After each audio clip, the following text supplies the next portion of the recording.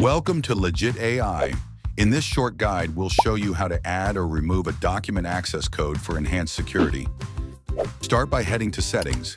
Click on Org Settings, then select Basic Details. Next, click the Edit button to modify your document access code. Here you can enter a unique access code. This will be automatically applied to all new documents created. This ensures that only authorized users with the code can access the document. If you no longer need an access code, simply remove it. The system will replace it with NA by default. This is completely normal. Documents will no longer require a code for access unless specified at the document level. Even if this setting is disabled, you can still apply an access code to individual documents for added security. Simply enter the code in the document settings, and only users with the code will be able to access it. And that's it. Now you know how to manage document access codes in Legitt AI.